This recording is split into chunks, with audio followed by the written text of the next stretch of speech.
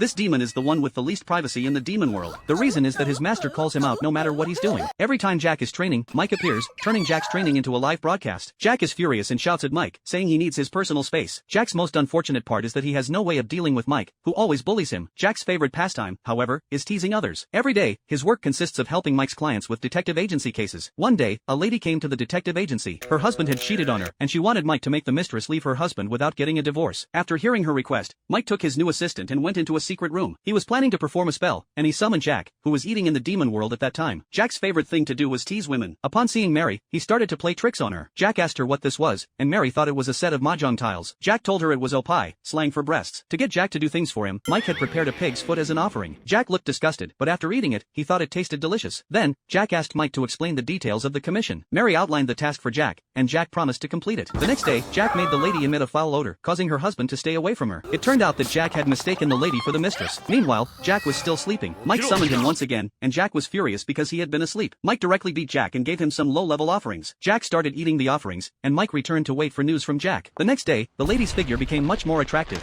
and she came to the detective agency. Though her husband returned to her side, this method wasn't reliable and wasn't the ideal result that Mike had hoped for. So, he summoned Jack again, but this time, Jack was working out. His girlfriend came to speak for him, saying Jack hadn't done anything wrong. But the next moment, she was struck by Mike's magical attack, with lightning continuously striking her. Just as Mike was about to send her back to the demon world, Jack started crying. He looked reluctant to let her go. Once his girlfriend had completely disappeared, Jack suddenly changed. He felt like he was only training, and yet Mike had treated her like his wife. Jack then started eyeing Mary, who was nearby. Mike then started speaking seriously, saying that if Jack completed this commission, he would release him from the contract and set him free. Jack excitedly went to complete the task. From then on, the mistress began to disdain her husband and left him. The lady also divorced her husband because of his lack of strength. In the end, Mike kept his word and broke the contract with Jack. Jack was finally free. Just as Jack was relishing his newfound freedom, Mike cut Mary's finger and made her sign a new demon contract with Jack. But Jack didn't feel despair. Jack was a pervert, and if his master was a woman, that would be a different kind of reward for him. Meanwhile, a dog that was running away suddenly needed to use the bathroom. It started preparing to relieve itself right on the spot. There is also another creature in this world that can force others to defecate, a flying penguin. It took the dog's recently excreted stool and packed it into a lunchbox to keep the food fresh. Once home, the penguin planned to microwave it for later. Mary tried to stop the penguin, but the penguin threatened her with a knife and fork. At that moment, Mike arrived. The penguin got angry upon seeing him and planned to slam its lunch onto Mike's head.